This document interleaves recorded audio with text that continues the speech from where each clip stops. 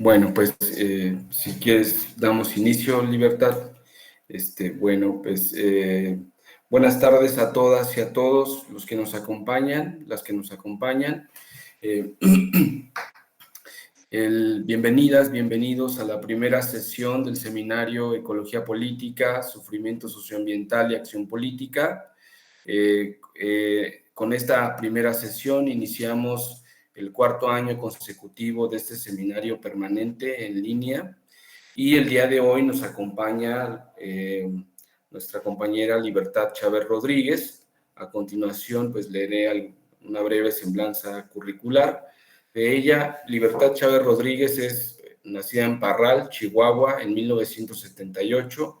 Es investigadora y profesora en Ciencias Noreste desde 2014. Es doctora en Ciencias Sociales por la Universidad de Bremen, Alemania, por su tesis sobre cambio climático y género. Cuenta con una maestría en Planificación Regional y Ciencia Regional por la Universidad de Karlsruhe. Es licenciada en Economía por la Universidad Autónoma de Coahuila. Como académica activista es integrante de la red ENJOS, la Red de Género y Medio Ambiente y del colectivo Académicos de Monterrey 43 contra las injusticias de Estado. Su trabajo integra estudios de género y perspectivas de ecología política para estudiar cuestiones socioambientales. Sus líneas de investigación incluyen vulnerabilidad social al cambio climático, género y medio ambiente, interseccionalidad y desastres, movilidad urbana y justicia medioambiental. Su proyecto actual de investigación en el CIESA se titula Desigualdades de género y vulnerabilidad social ante amenazas hidrometeorológicas en Monterrey, percepción del riesgo y prácticas de afrontamiento, adaptación y supervivencia en el contexto del cambio climático. El día de hoy nos acompaña con la ponencia titulada Justicia Ambiental para quién, inundaciones recurrentes y apego al lugar en Colonia Santa Lucía, La Granja, Monterrey, México. Bueno, Libertad, pues bienvenida y muchas gracias por acompañarnos. Adelante. Muchas gracias a ti, Oscar, Adán, por la invitación y por la introducción. Y bueno, pues gracias a todas las personas que están conectadas. Me da mucho gusto poder compartir el trabajo en este seminario, sobre todo por la fase de análisis de material empírico en que me encuentro ahorita. Y bueno, voy a compartir la pantalla. Que soy nueva en esta plataforma.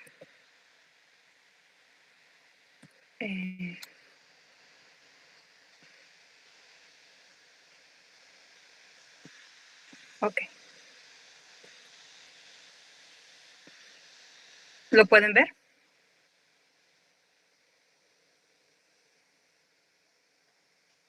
Sí. Se está presentando.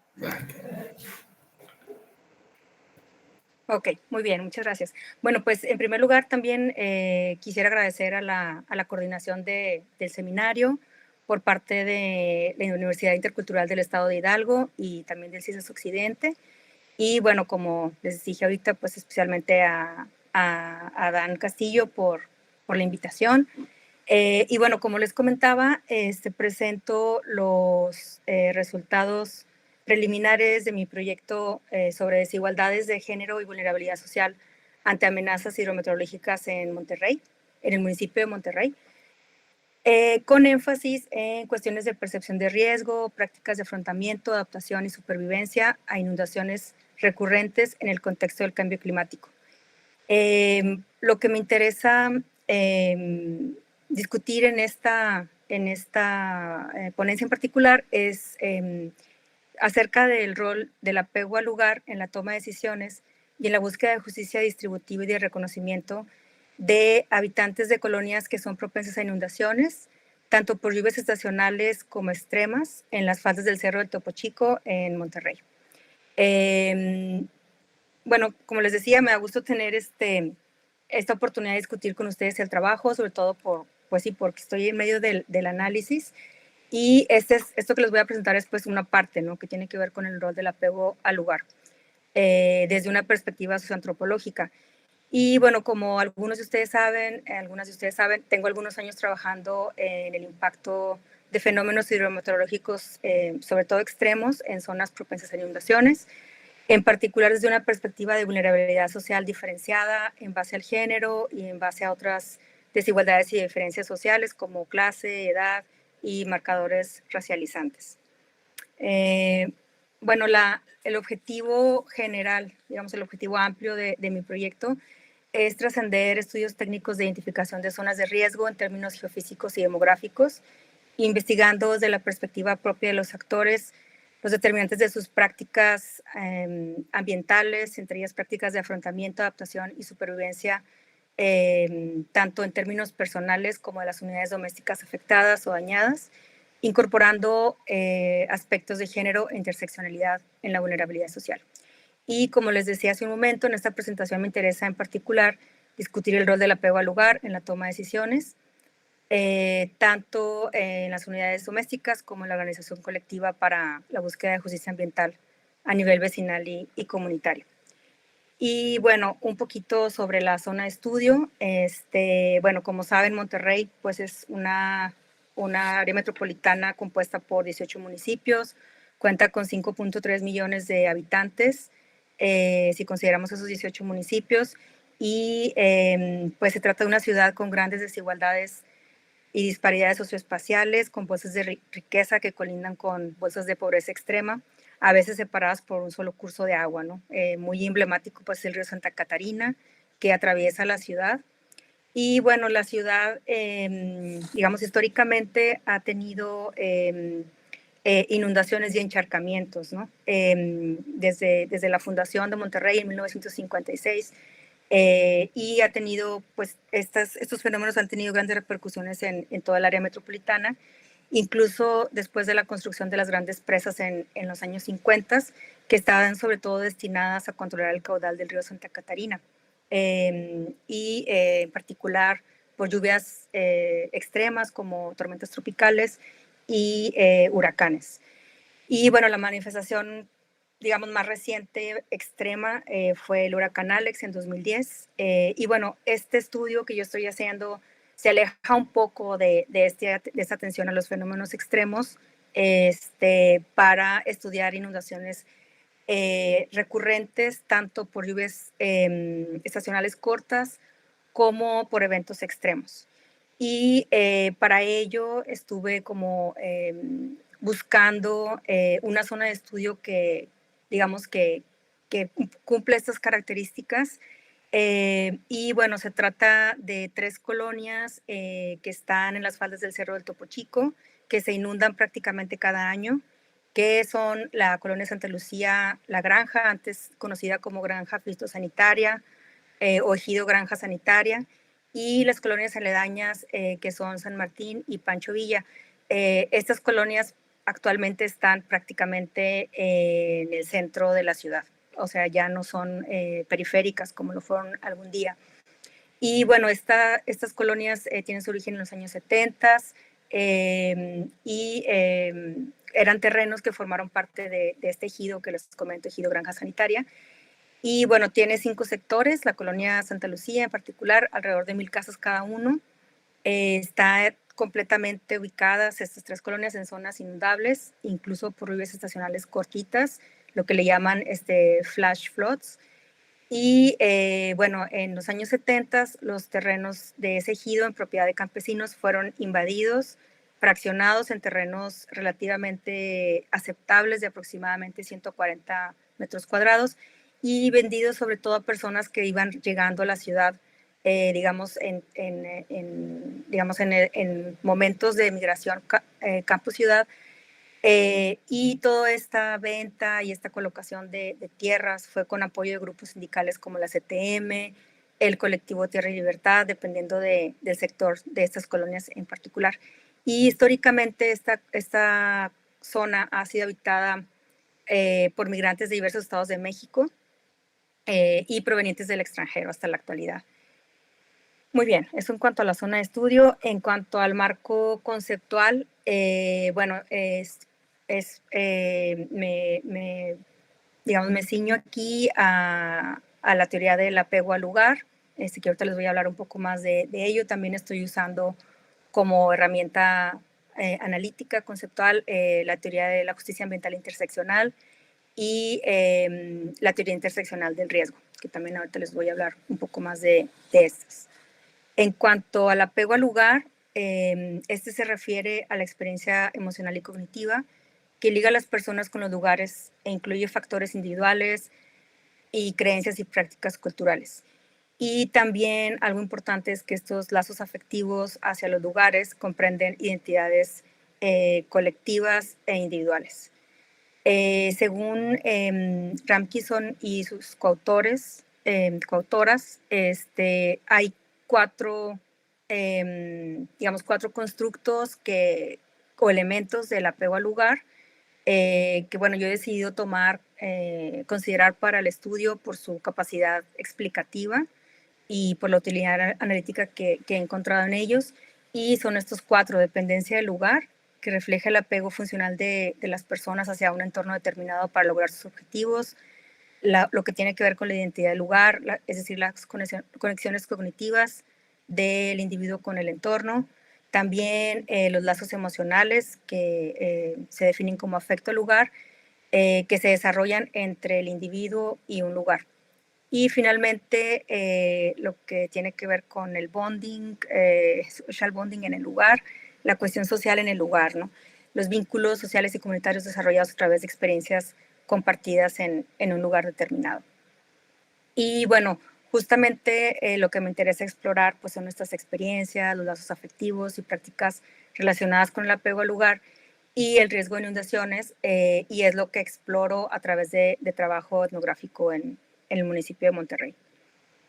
En cuanto a justicia ambiental, bueno, tomo estas tres dimensiones o formas pues, más clásicas, según Gordon Walker, que son la justicia distributiva, en términos de cómo están distribuidos los recursos, cómo están repartidos los perjuicios, ya sean daños o riesgos.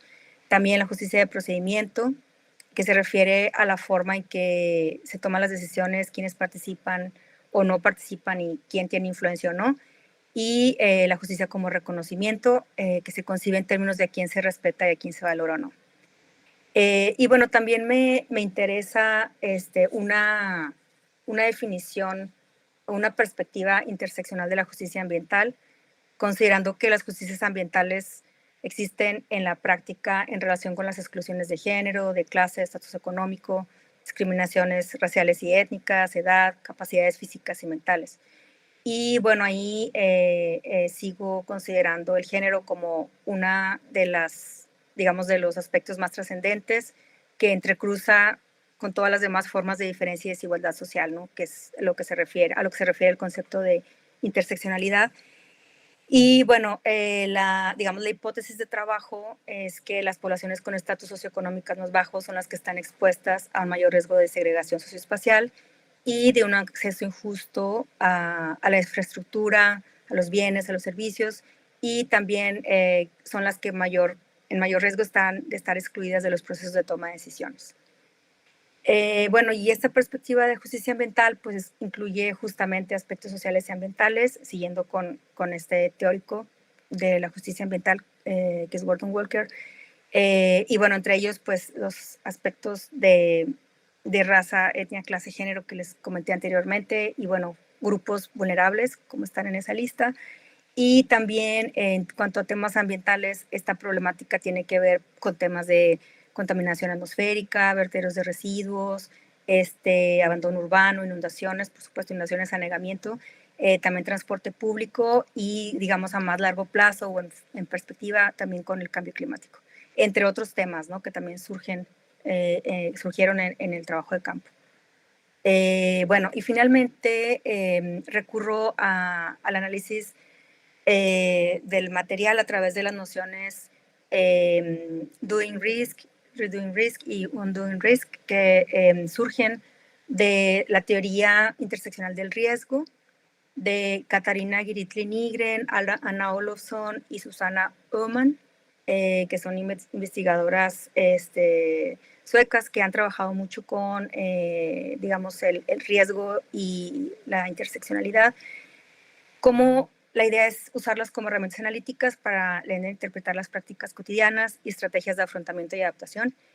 Y bueno, se refieren a esas tres nociones de, bueno, estar como construyendo el riesgo constantemente a través de experimentar y asumir los riesgos de permanecer a largo plazo y la continuidad de la vida cotidiana en zonas propensas a inundaciones recurrentes, lo que se explica tanto por un profundo sentimiento de apego al lugar como por la propia materialidad de las condiciones de vida precarias en muchos de los casos y las pocas oportunidades de realizar cambios que son percibidos por las personas y las unidades domésticas. No, no voy a presentar los resultados específicamente que se refieren a digamos, a estas herramientas analíticas, sino más bien lo que tiene que ver con el apego al lugar, pero quise traerlo, digamos, a colación también pues, digamos, visibilizar que hay esa otra parte, ¿no? También en el análisis. Otra de las nociones es reducing risk, que se refiere a rehacer o reforzar el riesgo, añadiendo nuevos riesgos a la vida cotidiana, como por ejemplo en este caso problemas con el sistema de drenaje sanitario o la permanencia de la siguiente generación en zonas propensas a inundaciones. Y finalmente, undoing risk, que se refiere a eliminar o aminorar el riesgo a través del logro comunitario de medidas infraestructurales como la exigencia y logro de introducción del drenaje pluvial para la reconexión y control del agua, sobre todo agua de lluvia bajo tierra, en la calle, digamos que hoy está pavimentada y que originalmente fue un arroyo que bajaba, digamos que colectaba agua que bajaba por el Cerro del Topo Chico. Y bueno, un poco aquí también da una idea acerca de la problemática, ¿no? Que es precisamente, digamos, la bajada de agua por estas calles arroyo, o sea, calles río, que le llaman ellos, que durante muchísimos años no han sido, digamos, canalizadas a través de drenaje pluvial. Bueno, en cuanto a la metodología, muy brevemente, realicé trabajo de campo urbano en esas colonias entre marzo y agosto de 2022, con un primer acercamiento en verano de 2018. En cuanto a las herramientas, pues realicé recorridos de campo y observación participante en reuniones vecinales, casi siempre acompañada de un asistente. Realicé también entrevistas semiestructuradas a profundidad con personas adultas, en su mayoría adultas mayores, y para esta fase del análisis seleccioné 10 entrevistas para análisis de contenido cualitativo utilizando el método de Philip Meyring de análisis de contenido cualitativo y con una codificación semiabierta que realiza un repaso pues inductivo y otro deductivo, digamos, uno a partir del material y otro a partir de las categorías teóricas con que entré a la investigación. Y bueno, pues como les comentaba, bueno, esta es una foto de cuando llegué la primera vez en 2018,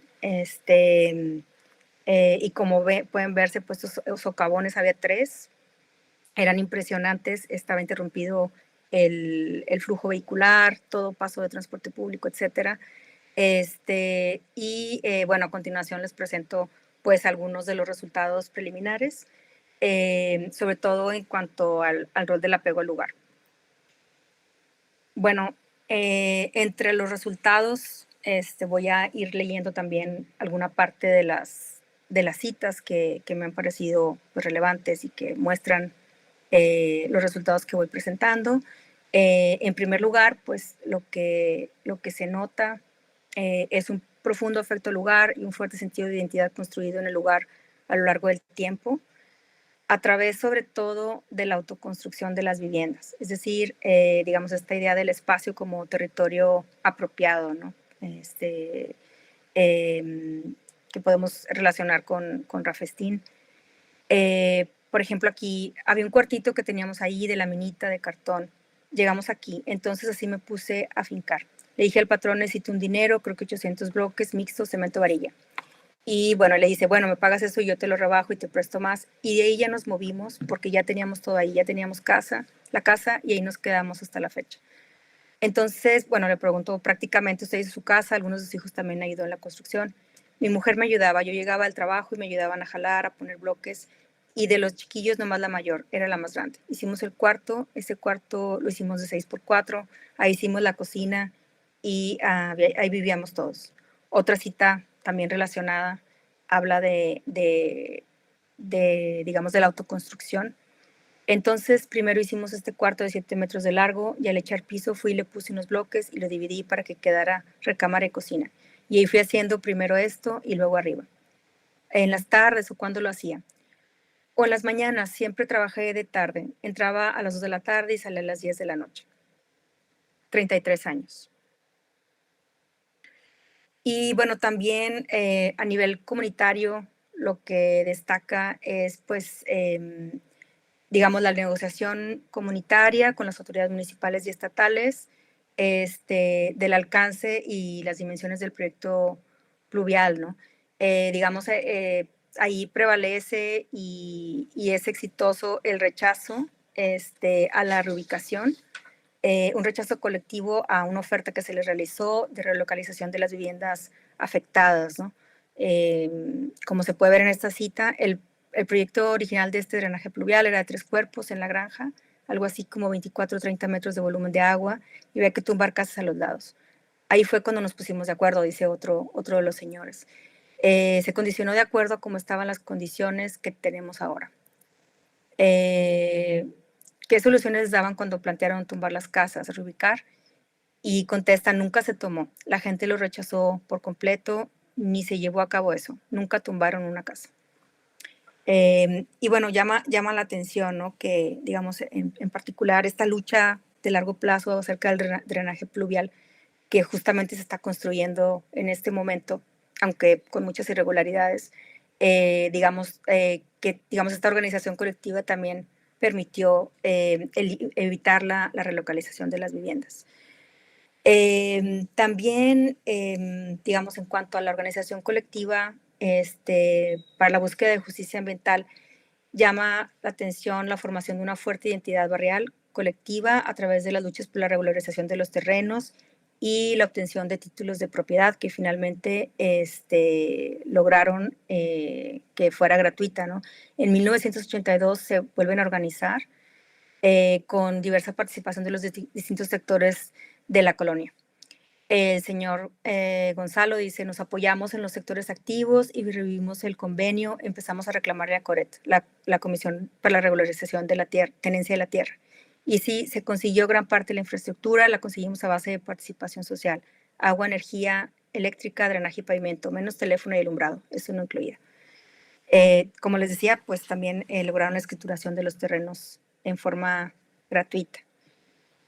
Y en 2016 se forma un grupo apartidista conformado sobre todo por vecinos adultos y adultos mayores, muchos de ellos afectados directamente por las inundaciones recurrentes en las calles Arroyo, donde se ubican las viviendas. Y el objetivo central de este grupo era gestionar el drenaje pluvial, para lo que consiguen inicialmente recursos a través de la Conagua.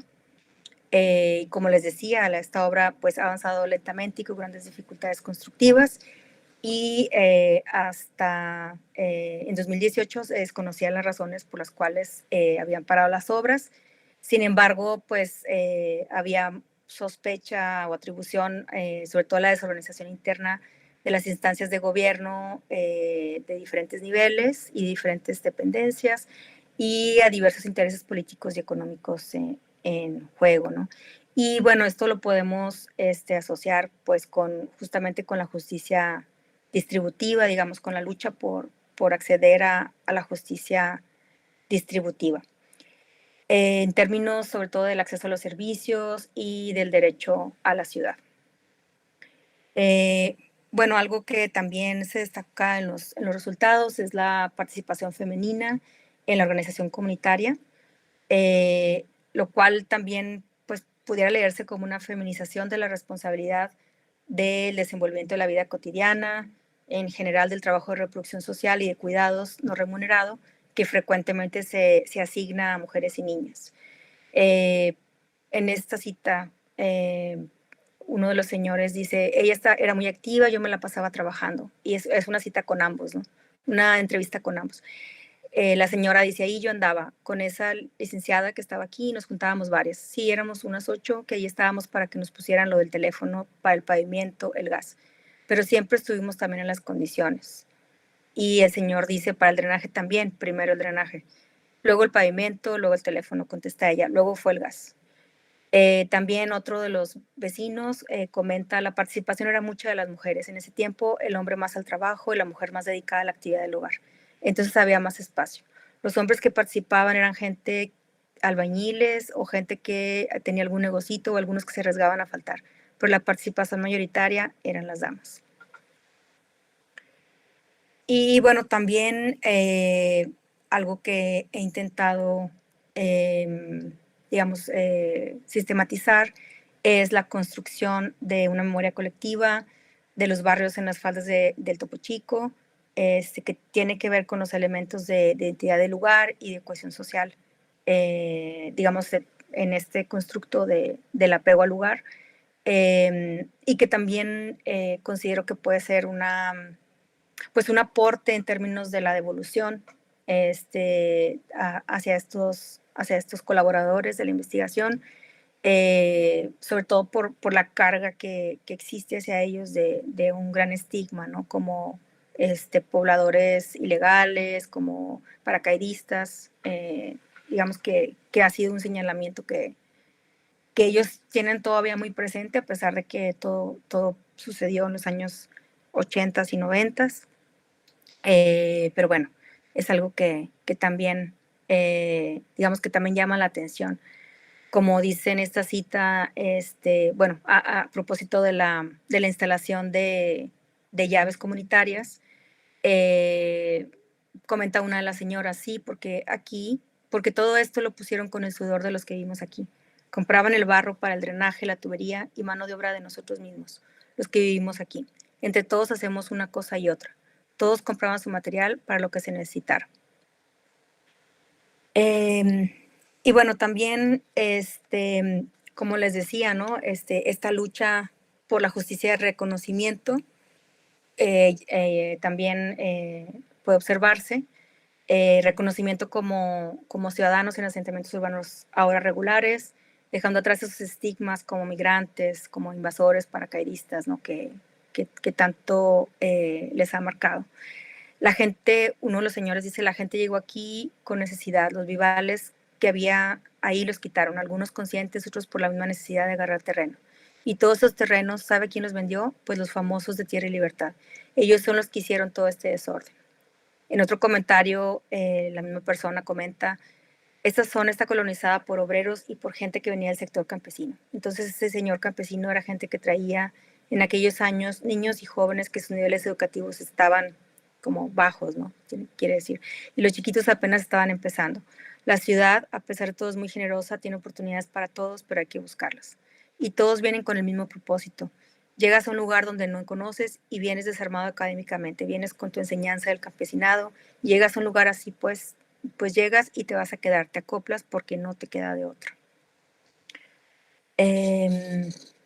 Y bueno, pues digamos, para no hacerlo tan largo y dejar más tiempo para los comentarios y la discusión, quisiera pasar como a las reflexiones o, digamos, conclusiones preliminares. Y bueno, pues a mí algo que me ha llamado, digamos que me ha hecho pensar mucho es cómo al explorar las prácticas y experiencias de vivir con este riesgo constante de inundaciones, todos los riesgos asociados, ¿no? De salud, de falta de acceso,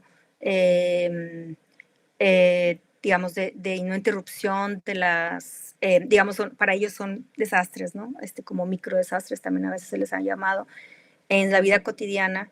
Pues este enfoque permite comprender la toma de decisiones y también desenfocar esta idea muy presente de la culpabilización, ¿no? O sea, pensar en términos más allá de quién debe asignarse la responsabilidad o la culpa de estas problemáticas.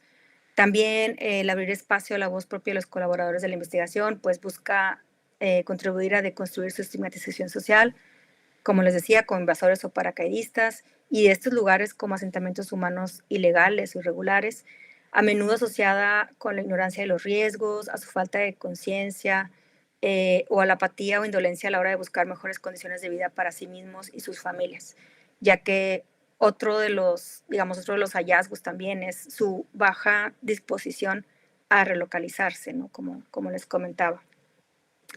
Y bueno, por el contrario, los resultados empíricos demuestran pues una vida de trabajo y esfuerzo, por ejemplo, para construir sus medios de vida desde abajo, para construir sus viviendas, de luchas individuales y resistencias colectivas para reducir los riesgos y a largo plazo para minimizarlos o hacerlos desaparecer, ¿no? Por ejemplo, ahora con la construcción del drenaje pluvial. También el hecho de que la toma de decisiones de estos habitantes, estas personas, es consciente, informada y guiada por motivaciones profundas asociadas a sus identidades construidas en estos lugares, tanto individuales como colectivas, ¿no? Identidades colectivas también, al valor que dan a lo que han construido y conseguido con sus propias manos, así como los vínculos cognitivos y afectivos con el lugar, con sus comunidades y sus familias, y no solo determinada por esas, digamos, por estas superestructuras de poder económico, político y de género. También en cuanto a los hallazgos sobre el rol del apego al lugar, pues los resultados muestran que es un factor importante el apego al lugar, tanto en la toma de decisiones y estrategias de adaptación al riesgo a nivel doméstico, que digamos estas estrategias en particular no las vimos en esta presentación, pero bueno, están ahí, y también en la organización colectiva para la búsqueda de justicia socioambiental distributiva y de reconocimiento principalmente, y que por lo tanto el apego al lugar debería ser tomado en cuenta de una mayor medida o tomarse en cuenta siquiera en la gestión de riesgos de desastres. También algo que se hace presente es la agencia individual o comunitaria, pero también emergen aspectos estructurales acerca de la calidad de la infraestructura pública, las sospechas o actos de corrupción, la negligencia o ineficacia gubernamental a nivel estatal o municipal. Y ahí cobra importancia una discusión sobre ambivalencia que está presente en las teorizaciones sobre victimización y agencia, sobre todo desde las perspectivas de feministas y de la ecología política feminista, por ejemplo, con Cimarrora Johnson o las mismas Katarina Kiritri Nigren y sus coautoras. Bueno, también, por último, este estudio de caso lo que permite también es visibilizar la complejidad de los efectos de la expansión desordenada en la frontera urbana-rural, presente en muchas ciudades mexicanas, y cómo esta expansión ha involucrado desde los inicios de estos asentamientos humanos procesos de injusticia ambiental que intersectan ejes de poder y desigualdad social imperantes, ¿no? Y pues ahí también se puede establecer un vínculo importante con el enfoque de violencias, sobre todo lo que se refiere a la violencia estructural, pero también formas de violencia simbólica y violencia también lo que se ha llamado como violencia lenta, ¿no? En el contexto, si pensamos en el contexto del cambio climático y los impactos esperados del cambio climático, que en particular, pues en este caso es un aumento en la intensidad y en la frecuencia de los eventos extremos, ¿no? Que en el caso de estas colonias, pues sería importante. Bueno, pues eso es todo por mi parte, muchas gracias. Voy a dejar de compartir para verlos, porque hasta ahora no los he visto, pero bueno, muchas gracias. Muchas gracias, Libertad, por tan interesante charla. Ahora abrimos un espacio de preguntas, comentarios para dialogar acá con Libertad sobre su trabajo. Entonces, pues, adelante. Yo puedo empezar a lo mejor en el diálogo. Muchas gracias, Libertad. Muy interesante la presentación y las temáticas y el enfoque.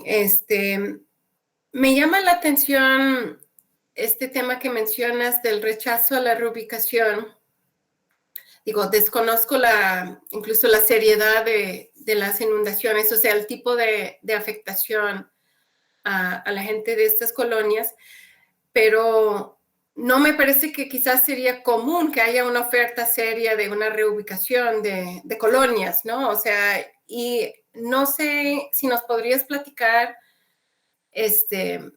si era una oferta seria y si las condiciones de la reubicación misma se antojaban como dignas. O sea, para entender que seguramente, pues sí, el rechazo tiene que ver con este apego que describes muy bien de todo el esfuerzo familiar, individual y colectivo para forjar digamos, este espacio de vida en la ciudad, pero también cuál era, digamos, la lectura política también de la reubicación que se ofrecía y quizás incluso la percepción o la confianza en las autoridades de la población. Eso, por una parte. Y ya se me está yendo el otro tema. Ahorita igual y vuelvo a preguntar porque tenía en mente otra pregunta, pero se me escapó. Ahorita a lo mejor vuelvo a intervenir. Muchas gracias. Gracias. Gracias, Cindy. No sé si contesto o colectamos. Como tú prefieras. Sí, si quieren voy contestando y igual y así surgen también otros comentarios y preguntas. Bueno, respecto a la reubicación que les ofrecían, o sea, definitivamente era una oferta seria en el sentido de que pues existía esa posibilidad. Sin embargo, creo que, o sea, tengo que investigar más acerca de, gracias por este comentario, porque sí tengo que investigar más acerca de exactamente qué era lo que se les ofrecía, cuáles eran las condiciones, pero bueno, conozco los programas de reubicación, por ejemplo, que se ofrecieron, por ejemplo, con el huracán Alex, del programa Viva, que bueno, lo que pasaba era que era llevar a las poblaciones hacia zonas sumamente periféricas, ¿no? Por ejemplo, con el huracán Alex hubo 18 colonias que se reubicaron, y pues obviamente era la oferta o lo que pasó es que llevaron las personas a zonas en ese momento sumamente periféricas, ¿no? En García, en Pesquería, en Apodaca, que son parte del área metropolitana de Monterrey, pero muy en las afueras, ¿no? Y les estoy hablando que estas colonias, al menos estas donde estuve investigando, están en el municipio de Monterrey, que es central, ¿no? En el área metropolitana. Entonces, incluso ahorita tienen acceso a una estación de metro, que también es rarísimo en Monterrey. Si alguien se conoce en Monterrey, el metro es muy, muy pequeño en comparación a la ciudad, pero en particular en esta zona está conectada a través de transporte público actualmente. Y en aquel entonces,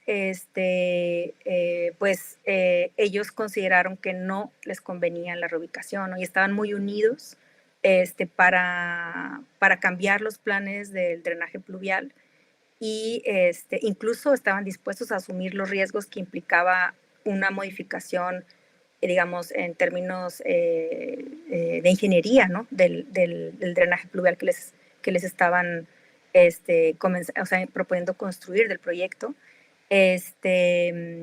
Y bueno, también algo que me parece interesante lo que comentas es como la situación, digamos, la lectura política, ¿no? Que también estos grupos de vecinos de los cuales les hablé han tenido una ¿cómo se llama? Una postura partidista. Digamos, ha sido como su bastión, y lo cual creo que les ha permitido mantenerse juntos y juntas, ¿no? A pesar de sus diferencias, digamos, partidistas, que no es el caso de otras colonias, ¿no? Entonces, también eso me parece interesante y hablan de una alta desconfianza a las autoridades, ¿no? No sé si recuerdan en la primera foto que hice, exigimos avance, tienen el dinero, ¿qué está pasando, no? Esto fue un periodo entre 2012 y 2018, que no pasaba, o sea, que no pasaba mucho, ¿no? Y en 2018 se abrieron estos socavones en el drenaje pluvial que ya se estaba construyendo. O sea, pues, también te habla pues de la calidad de la infraestructura, ¿no? Que se estaba construyendo. Y bueno, ahí hay un caso pues muy triste, ¿no? De una de las informantes donde cuenta que uno de los socavones estaba justo enfrente de su casa y no, decidieron que su esposo prácticamente pues muriera en casa con cuidados paliativos porque no podía pasar la ambulancia digamos, a llevarlo al hospital. Y o sea, fue muy impactante, ¿no? O sea, también el impacto que tenía, pues, esta interrupción del acceso, ¿no? A las viviendas. Incluso me comentaba ella que ni siquiera podía pasar los camilleros a sacarlo una vez ya fallecido, ¿no? Entonces, o sea, algunas situaciones también crudas, ¿no? Muy crudas en cuanto a violencia estructural y pues simbólica, ¿no? También de abandono, ¿no? De estas colonias, a pesar de que están muy centrales, ¿no? Entonces como que llama la atención, pero bueno, este asunto de la reubicación definitivamente sí tengo que investigarlo más. Y bueno, sobre el programa Viva, nada más para finalizar el comentario, el programa Viva, por ahí cuando empecé a investigar, no con este proyecto, sino con un proyecto anterior en el marco de una investigación de cátedras CONACYT, también sobre grupos vulnerables e inundaciones, pude realizar algunas entrevistas con personas que estaban involucradas en el programa y me decían que un fenómeno que se observaba era que asignaban estas viviendas digamos, a personas que necesitaban relocalizarse o reubicarse porque estaban en zonas de inundación y lo que pasaba es que operaba el rol, ¿cómo se llama? El ciclo doméstico, digamos, el desarrollo del ciclo doméstico y digamos, los hogares en dispersión se separaban y digamos, los adultos mayores volvían a las zonas de inundación y los hogares, digamos, las nuevas unidades domésticas se quedaban con las casas nuevas en las periferias, ¿no? Entonces era un fenómeno súper interesante, también no le di más seguimiento, ¿no? Pero me pareció muy interesante estos comentarios de exfuncionarias, exfuncionarios que comentaban acerca de ese caso. Ya que me acordé de mi otra pregunta y creo que está todo relacionado igual, solo para terminar, porque me llama la atención esta solución, o no sé si es solución, esta es parte de mi pregunta del drenaje pluvial, ¿no? Digo, me supongo que el fenómeno de urbanización continua ahí, por una parte, agravará este problema, y aparte, con la intensidad de las tormentas que aumenta desde ahora y sabemos bastante los escenarios de cambio climático. O sea, ¿qué tanto constituye una solución? El drenaje pluvial ha reducido el problema, la gente lo percibe como una solución. Y otra pequeña pregunta, porque aquí en Guadalajara, muchas veces cuando hay inundaciones, desde las autoridades el discurso suele ir en torno a que la gente tira basura a las alcantarillas. Y esa es la razón. O sea, no es la urbanización caótica, mal planeada, etc., etc., es la basura. Entonces digo, ya estoy entendiendo que pasa igual allá, ¿verdad? Sí. Sí, definitivamente. Bueno, en cuanto a la solución del drenaje pluvial, o sea, definitivamente, incluso ellos reportan que en los años 70, cuando llegaron, no era tan grave el problema de inundaciones. Ellos se dieron pronto cuenta que eran zonas inundables, pero sí reportan un aumento, o sea, un incremento en las inundaciones y digamos, en los niveles que subía el agua conforme se fue sellando el suelo.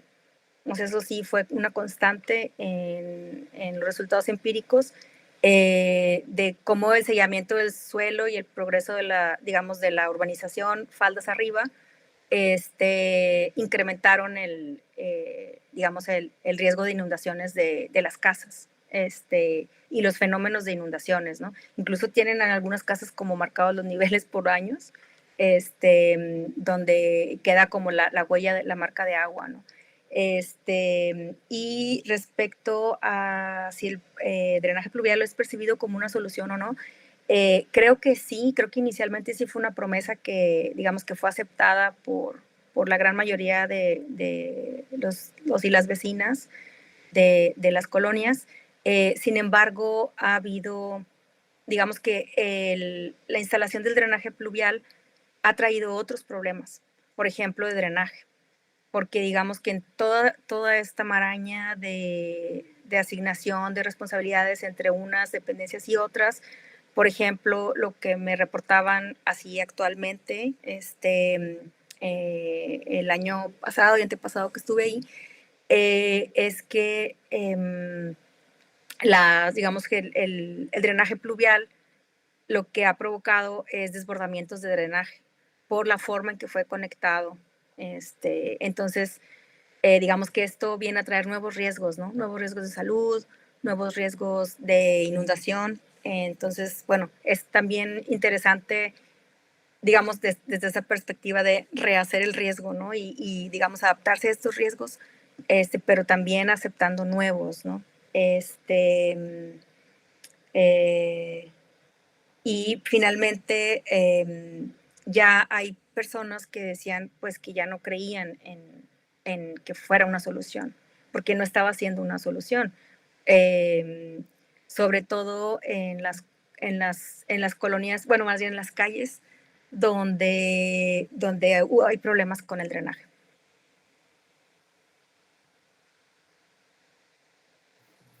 Ok. ¿Alguien Gracias. más? ¿Algún comentario, pregunta?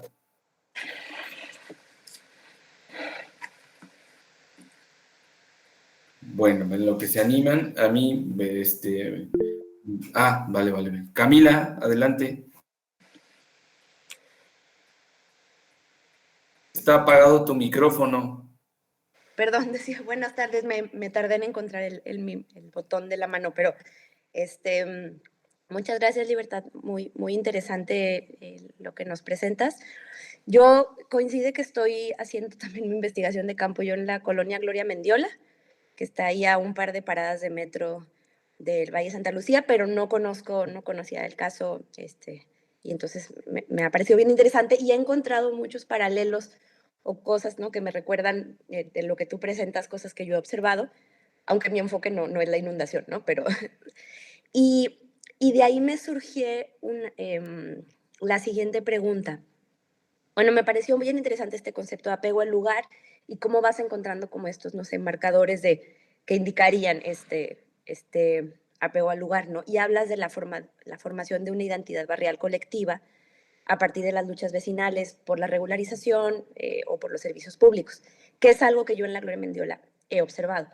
Pero también he observado, y es lo que te quería preguntar, que hay una diferencia generacional muy importante. Como que, sobre todo las mujeres, las vecinas que estuvieron muy movidas en los 90s, formaron esta identidad, o así lo percibo, y, y ya no. O sea, como que ya en la generación de las hijas, les dije, ¿no?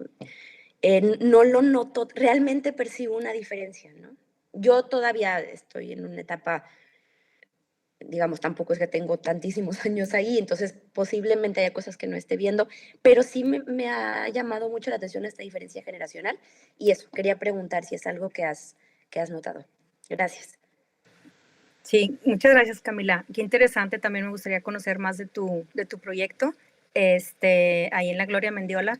Y bueno, creo que sí, tu observación, o sea, es también algo que yo observo acerca de una diferencia generacional importante, sobre todo, digamos, son, pues, digamos, no es casualidad que también mis informantes estén concentrados justamente en adultos mayores y adultas mayores, que son quienes han estado dispuestas a compartir su experiencia pues digamos, de organización comunitaria, de la historia también del lugar, un poco la memoria colectiva también, y que siguen organizadas hasta ahora.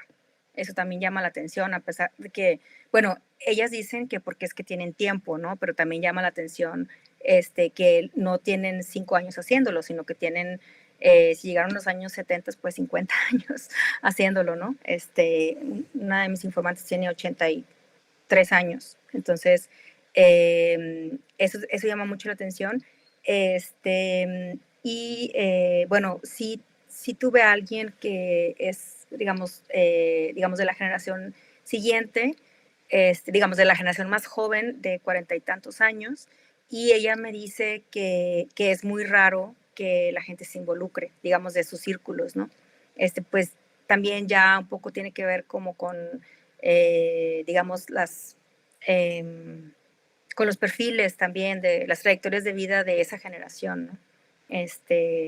Creo que es algo muy importante que, pues, que hay que recalcar también digamos, en el planteamiento del estudio, digamos, y delimitar muy bien que son esas personas quienes más estuvieron involucradas. Sin embargo, digamos, sí hay como ciertas actividades vecinales donde participan otras personas, ¿no? Más jóvenes, pero sí creo que en su mayoría son adultas y adultos mayores.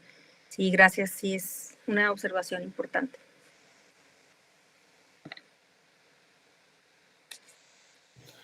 ¿Alguien más? Bueno, yo justamente una de las dudas que me salieron al escucharte era eso, o sea, cómo, digamos, como la elección de los informantes, ¿no? Porque pues la mayoría de los testimonios que presentas o incluso los señalaste son de la tercera edad, pues, pero ya que Camila hizo esa pregunta. A mí me llama mucho la atención como a partir de tu trabajo, de esta idea del apego al lugar, ¿no? ¿En qué medida este apego al lugar, digamos que es un motor para el desarrollo en el territorio de distintas estrategias de adaptación, que al final, creo de la presentación lo mencionaste, quizá no sé si nos puedas hablar un poquito de eso. Y ¿qué diferencia habría o qué has encontrado en el campo con estas estrategias de adaptación, pero que ahora recién le han hablado también como estrategias de recuperación? Yo creo que en esos 50 años o un poco menos o más, no lo sé, también de manera colectiva, ¿no? A partir de ese apego al lugar, yo creo, me da la impresión de que también estos sujetos han desplegado una serie de estrategias de recuperación, ¿no? Al desastre, a la inundación, ¿no? Que quizá, no sé si hayan minimizado el riesgo de inundación o lo ha acrecentado, no lo sé, ¿no? Entonces, quizás si nos puedas comentar un poquito de eso. Sí, claro que sí. Gracias por la pregunta.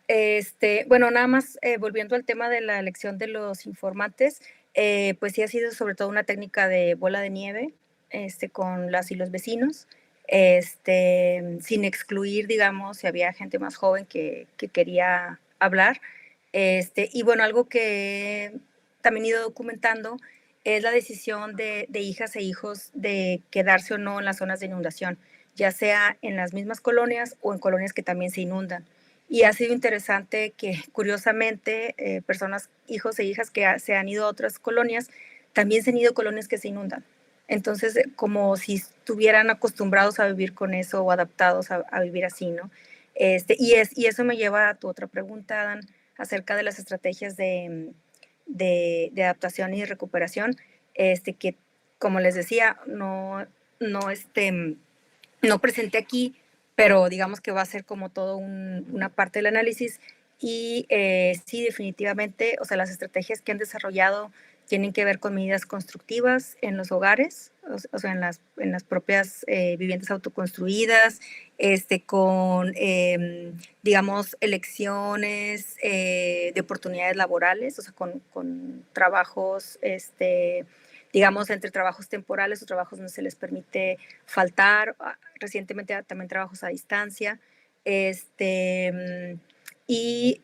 Bueno, por ejemplo, en cuanto a medidas constructivas, pues ellos han desarrollado un sistema interesante para contener las inundaciones a través de, digamos, unos rieles que ponen con algunas, digamos, diferencias entre los hogares, pero son rieles que ponen en las puertas y que sellan con diferentes materiales, ya sea polímeros, yeso, cemento, cuñas de madera, empaques de diferentes materiales también, para contener el agua. Y estos rieles, digo, además estos rieles junto con estos materiales que ponen para contener el agua,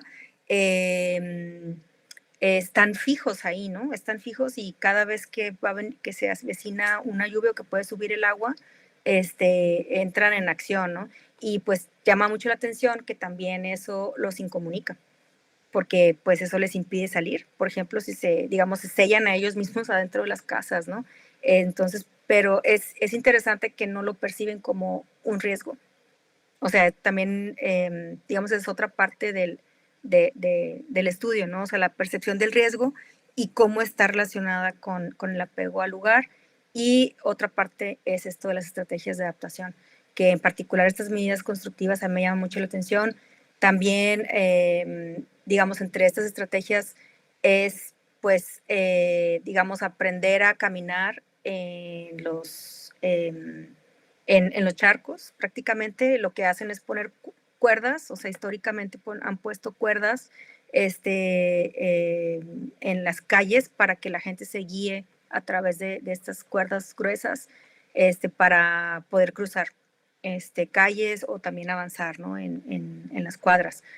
Entonces, bueno, a mí me llama mucho la atención como esta forma de asumir los riesgos, ¿no? Asumir los riesgos recurrentes,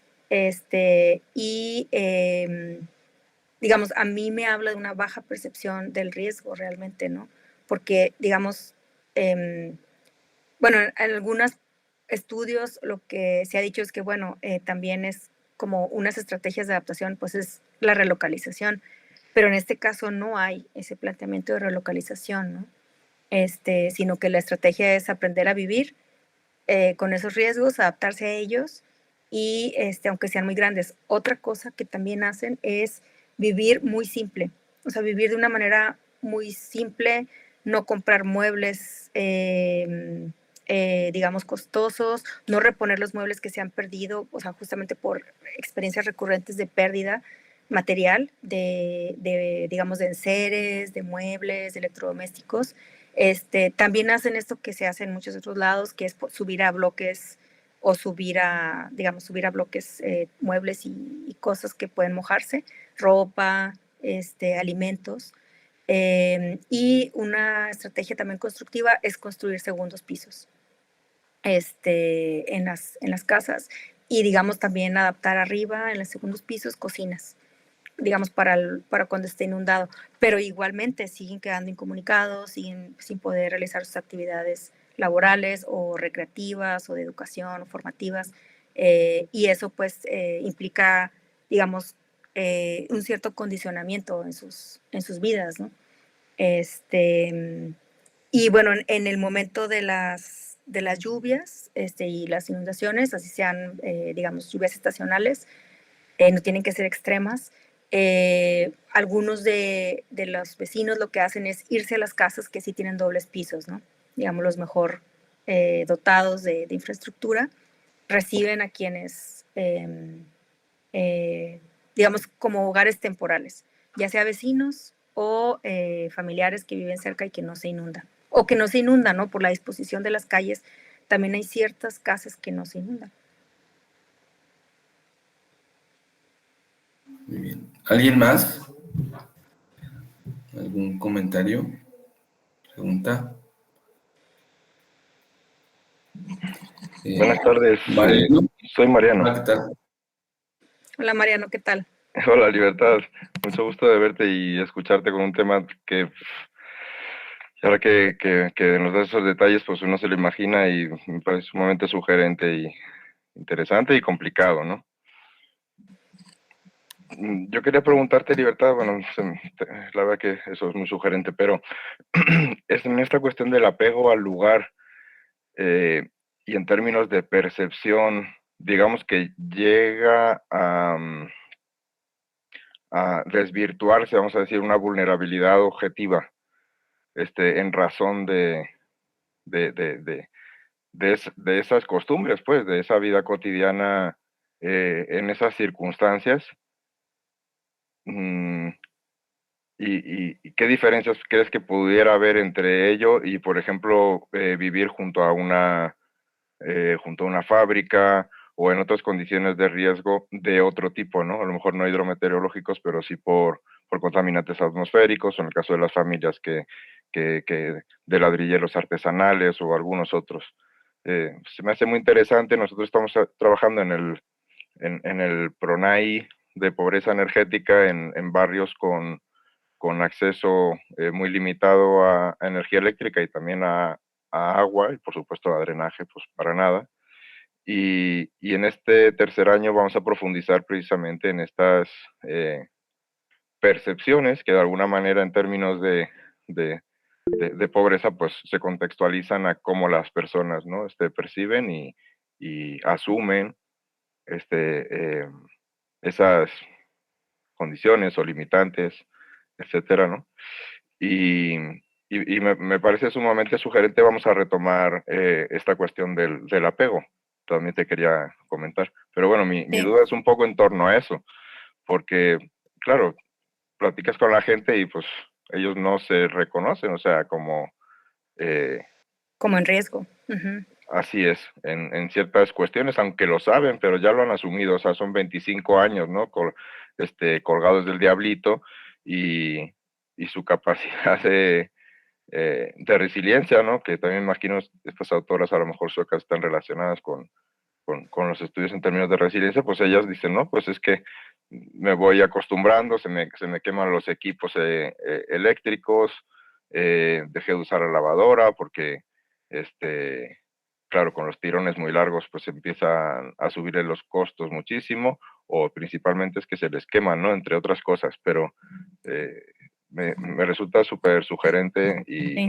en principio tenía esa duda nada más Ujú. de cómo Sí. inicias a ver, porque además ese apego en el término de las personas mayores ha de ser diferenciado, ¿no? En razón de las edades y las trayectorias. Claro, sí. Bueno, en relación a la teoría interseccional del riesgo, lo que dice esta teoría es que las desigualdades y los riesgos se constituyen mutuamente. O sea, eso es lo que, digamos, es como su principal enunciado, ¿no? Digamos que, digamos que bueno, yo pienso que desde la experiencia latinoamericana hace todo el sentido y tiene toda la lógica. Y bueno, tienen ahí varios artículos y recientemente publicaron un libro acerca de esta teoría que proponen, ¿no? Exploran diferentes tipos de riesgos, este, de, desde inseguridad pública hasta fenómenos naturales, ¿no?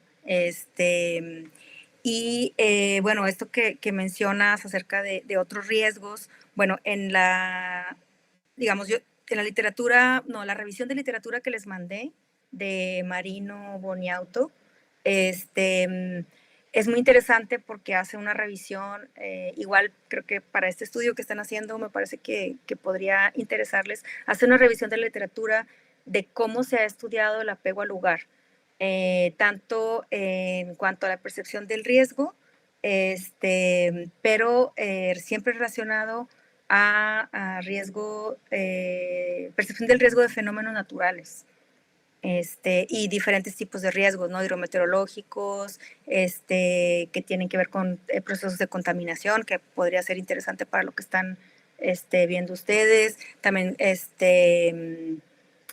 contaminación atmosférica, y también fuego, o sea, incendios. Entonces, por ejemplo, en este caso creo que sería relevante y vienen como una sistematización de todos los estudios que existen relacionados con apego al lugar y percepción de riesgo por una parte y por otra parte con estrategias de adaptación y cómo el apego al lugar tiene un efecto ya sea moderador o mediador de la percepción del riesgo. Por ejemplo, en este caso, por lo que me comentas, o sea, pareciera que te refieres a que como que el apego al lugar modera, ¿no?, la percepción del riesgo, o sea, reduce la percepción del riesgo. Y también digamos, la otra variable que relacionan con percepción del riesgo son las estrategias de adaptación, que como el coping, ¿no? Coping with risk. Y bueno, yo creo que sería muy interesante. Por ahí también mencionan, digamos, riesgos no naturales, o sea, no relacionados con fenómenos naturales, pero son muchísimos menos los estudios que existen al respecto, ¿no? Entonces sería súper interesante seguir investigando por esa parte y sobre el rol del apego al lugar, ¿no? Porque al parecer también tiene un efecto, ¿no?, en estos otros casos. Y bueno, la teoría del apego, pues es una teoría psicológica, el apego interpersonal, y digamos, la mayoría de los estudios han sido publicados en revistas de psicología ambiental. Entonces también es interesante cómo, digamos, también en términos como interdisciplinarios, o sea, cómo estamos crecientemente haciendo uso de estas teorías, pues que tienen más una explicación de cómo reaccionamos como seres humanos, ¿no?, en lo individual. Y bueno, al menos Boniauto sí apega, o sea, más bien apela por una perspectiva más comunitaria, ¿no? O sea, como que hay estudios más que tienen que ver con el apego, pero no solamente individual, sino también el apego comunitario, el apego a las comunidades, el apego a la cohesión social que se establece entre las personas a partir de experiencias compartidas, no solamente de lucha, sino también de los propios desastres en sí, ¿no?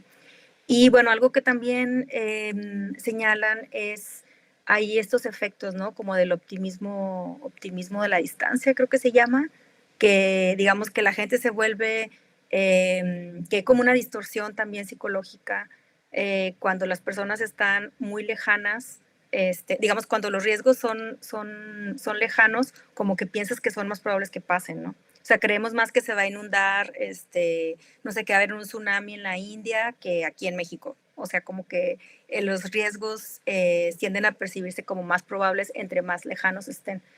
Y como que hay también, como que también hablan de que el apego es como un factor, más bien, sí, que el apego al lugar es un factor que es como una fuente, o sea, en este caso, ¿no?, por ejemplo, las inundaciones.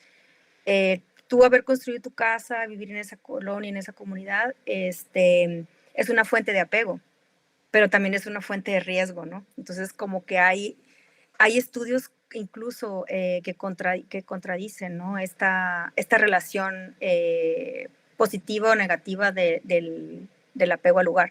Entonces también o sea, digamos, hay que seguir investigando. De hecho, esa es la recomendación de esta revisión teórica, que hay, digamos, hay que seguir realizando estudios de caso, y para explorar como más a conciencia el rol del apego al lugar.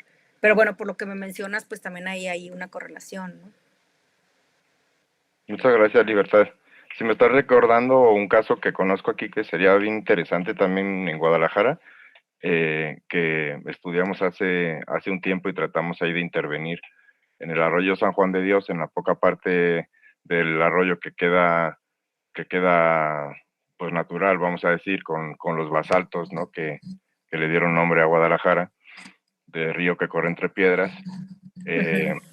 Hay unas zonas donde en las crecidas, lo cual cada vez ha sido más agudo, pues, por la impermeabilización de la cuenca, etcétera, o de la subcuenca de San Juan de Dios, están construidos, pues, en las curvas autoconstruidas, ¿no?, las viviendas, en las curvas de las crecidas de los ríos, del arroyo, más bien, perdón, y se llegó a plantear, hicimos un proyecto con algunos amigos de diferentes disciplinas precisamente para explorar también qué tanto se podría regresar, vamos, evitar ese riesgo y regresar a una naturalización del arroyo urbano y algunos talleres con las personas y demás. Ahora que decías lo del apego al lugar, precisamente eran los más mayores, las personas más mayores, las que tenían un poco más de reticencia a pensar en la relocalización. Y además el proceso pues era, claro, confiar en una administración por parte de la gente, de que les van a dar una casa en otro lugar, en qué condiciones, etcétera. Pues realmente, a pesar de la voluntad en aquel entonces la Secretaría de Infraestructura y Obra Pública del Gobierno del Estado, verdaderamente fue un proceso que no se pudo seguir adelante precisamente por estas suspicacias. Entonces, en términos jurídicos, pues que yo desde donde lo veo, pues realmente está muy difícil, ¿no? Poder sostener en el tiempo eso, porque pues la gente no va a soltar sus viviendas, ¿verdad? Sí, sí, definitivamente es súper complejo. O sea, los procesos de relocalización creo que han sido, pues en muchas condiciones, pues han llevado a condiciones más injustas, ¿no? En términos de justicia ambiental y, por ejemplo, de acceso, ¿no? De accesibilidad a los centros, a las oportunidades laborales, educativas, recreacionales de todo tipo. Y han sido muy, digamos, muy cuestionables. Y como dices tú, o sea, hay diferencias también en el apego, digamos, si consideramos la cuestión de las edades. Y sí, bueno, al menos también lo que yo he observado, tanto a la relocalización, pero también, por ejemplo, ¿cómo se llama? ¿Cómo se llama? A irse a los albergues, ¿no? Digamos, a buscar resguardo. También hay mucha reticencia de personas adultas mayores, especialmente hombres, ¿no? Al menos eso resultó de mi trabajo de doctorado, que, digamos, preferían quedarse, ¿no? Y tiene que ver, digamos, también con la situación muy precaria, ¿no? En la que subsisten muchas personas y que prefieren como arriesgar la vida también por mantener la seguridad de sus casas, de sus propiedades, ¿no? De sus bienes materiales que tienen ahí. Y bueno, sí, creo que es muy complejo hablar de procesos de relocalización. Y alguien que ha estudiado mucho ese tema en el CIES es Jesús Manuel Macías Medrano, ¿no? Que está ahí en Michoacán, acerca de procesos de reubicación. Pero acá, al menos en estas colonias, no se ha podido realizar la reubicación. O sea, todas las ofertas, la oferta central que le hicieron fue rechazada, y hasta donde sé hay muy poca gente, o al menos lo que he podido investigar, la gente no está dispuesta a irse, ¿no? Incluso uno de los casos de las colaboradoras que tengo, ella misma, digamos, es de la generación siguiente y compró la casa que era de sus abuelos. O sea, y prácticamente decidió quedarse ahí mismo, ¿no? Y asumir esos riesgos. Gracias, saludos. Bueno, por acá en el chat, Marina Valera Regus nos deja un comentario y dice: hola, buenas tardes, Marina Valera, desde República Dominicana.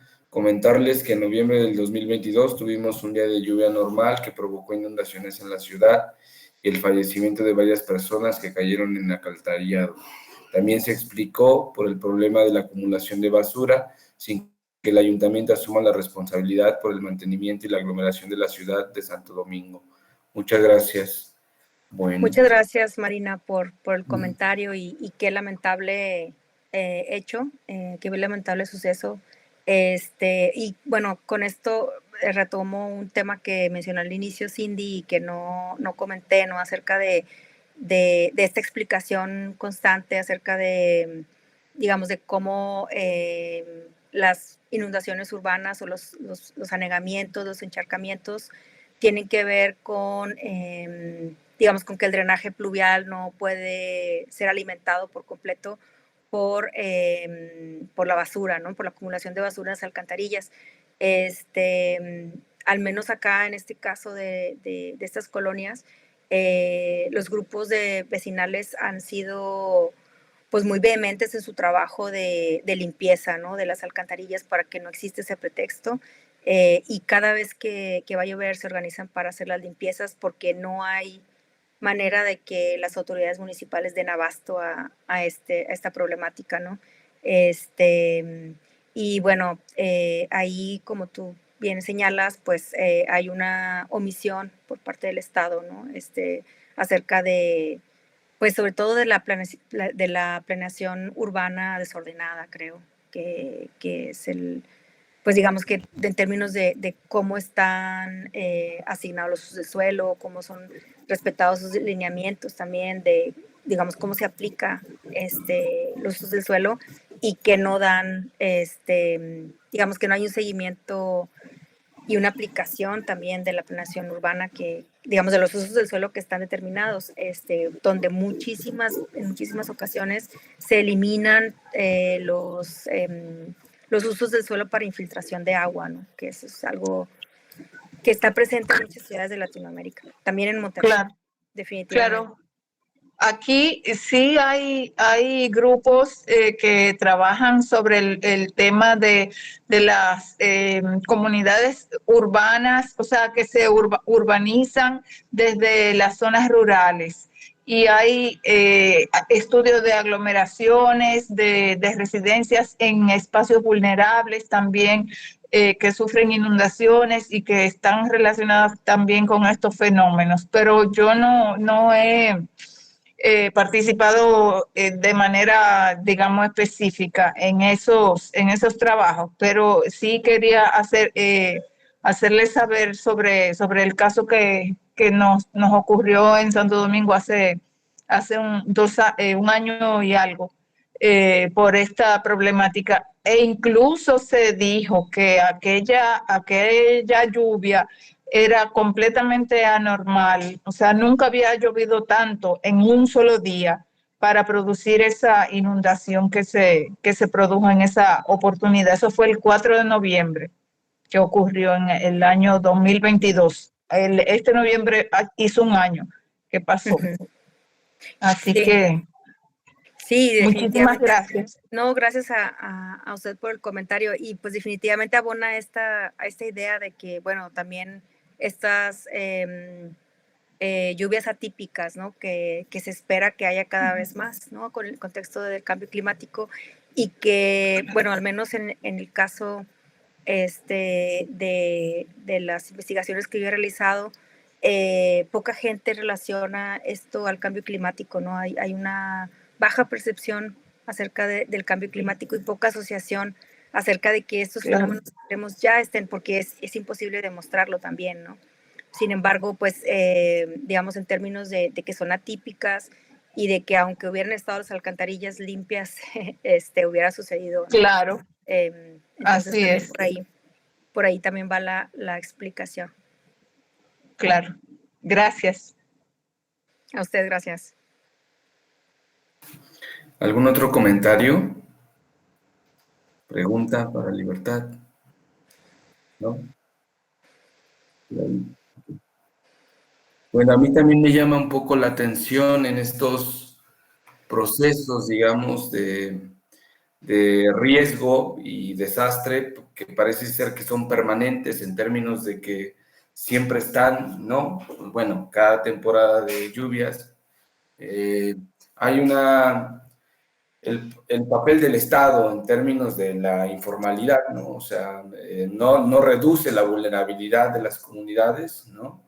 Sino más bien desarrolla una serie de estrategias paliativas, de prácticas informales del Estado que o crean clientela política o más bien tratan de atacar el efecto post-desastre con, por ejemplo, no seguros para viviendas, ¿no? Sino con una cubeta, una jabón, ¿no? Y cloro, ¿no? Entonces, yo creo que, no sé, en tu caso de estudio, pero eso al menos yo me di cuenta hace algunos años en algunas comunidades, en algunas colonias de la periferia, acá en la ciudad central, ¿no? Sobre todo en los barrios pobres de Catepec y Nezahualcóyotl, donde justamente podríamos ver que hay una informalidad en el desastre, ¿no? De parte del Estado, no sé si ahí también. en términos de que entra y sale cuando quiere y de que justo no resuelve, digamos, no reduce la vulnerabilidad de los sujetos, de las colonias, sino más bien incluso la acrecienta, ¿no? O sea, y ellos apelan, o las autoridades que atienden ya el desastre, pues apelan a la idea de que pues ellos fueron a construir ahí su vivienda porque fue una decisión propia, más bien es una condición estructural a veces, ¿no? Por Claro. altos costos, ¿no? Del suelo, ¿no? Entonces, no sé si... Sí, porque no había otra alternativa, ¿no? Claro. Sí, bueno, yo creo que esto que comentas, Adán, es pues justamente como la gran crítica que existe a la gestión de riesgos en México, ¿no? Que es, digamos, no existe, digamos, una política de prevención de los riesgos, sino más bien es, pues, es reactiva, ¿no? Es algo que, digamos, que ha sido señalado digamos, por los historiadoras de los desastres, y por los investigadores sobre desastres en México, y cómo, digamos, una gestión integral de los riesgos debería implicar recursos para la prevención, ¿no? Los cuales en México pues han sido crecientemente eliminados, ¿no? Los recursos para prevención. Y esto que mencionas, ¿no? Acerca de las medidas post-desastre, también acá es lo que ha sucedido, ¿no? Digamos, la ayuda llega después, no llega antes, ¿no? Y si es que llega, ¿no? Porque también esa es otra cosa que al menos en estas colonias, pues digamos, ha brillado el Estado por su ausencia, ¿no? Porque como son recurrentes y como pasa cada año, es como que pues como que ya sabemos que ahí se inunda, ¿no? Y que también se va, digamos, que se va la inundación en unas horas. Sin embargo, pues quedan estragos, ¿no? Y hay daños, digamos, infraestructurales, en calles, en viviendas, hasta que, digamos, al menos en esas colonias, hasta que pasó algo muy grave, que fue estos socavones a partir del drenaje pluvial, digamos que fue como donde explotó la noticia, ¿no? A nivel del área metropolitana. Pero sí, tienes toda la razón en que a veces también, digamos, en conjunto, las medidas de política pública acrecientan los riesgos, ¿no? En particular, lo que tiene que ver con este sellamiento del suelo, con la pérdida de áreas de infiltración, digamos, con la con el sellamiento y la cementación del suelo y la pérdida de espacios también para, digamos, de estas zonas que al menos, digamos, en los años 60, 50 eran zonas digamos, zonas naturales de inundación, digamos, de las bajadas del Cerro del Topo Chico, ¿no?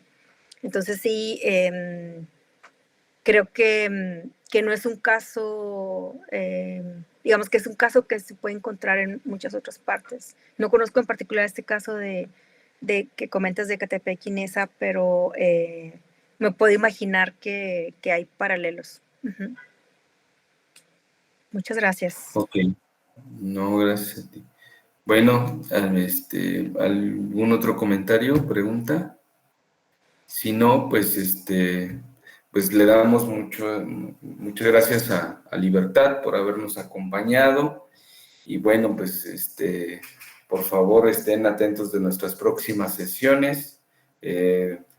Son mensuales, y bueno, estamos también luego a veces se carga el trabajo, entonces a ver si las cambiamos cada 2 meses, así, pero bueno, toda esa información se publica ahí en nuestras en las redes sociales del seminario. Y bueno, todo esto es gracias al trabajo de Cindy, de Edgar, de Miguel y bueno, de un servidor. Y bueno, esperamos que no sea la única vez, Libertad, que estés por acá compartiéndonos tu trabajo. Muchas Y pues gracias. muchas gracias y recibe un fuerte abrazo. Igualmente, gracias a ustedes. Me encanta la idea del seminario, la verdad creo que hace mucha falta, y les felicito mucho por esta iniciativa. Me encantó saber que existe, creo que ya lo había visto una vez el año pasado, pero no pude estar, pero realmente me parece muy interesante también el enfoque en el asunto del sufrimiento, ¿no?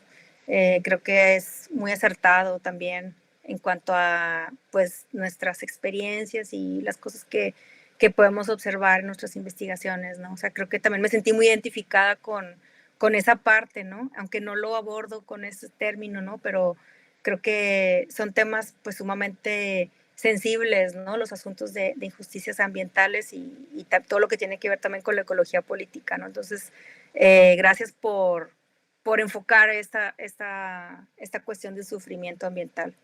Sí, felicidades nuevamente y gracias por la invitación y por el espacio. Bueno, pues muy buena tarde a todas y a todos y pues nos vemos la siguiente sesión. Gusto en verles, hasta pronto. Muchas gracias. Hasta luego. Hasta luego. Gracias. Gracias.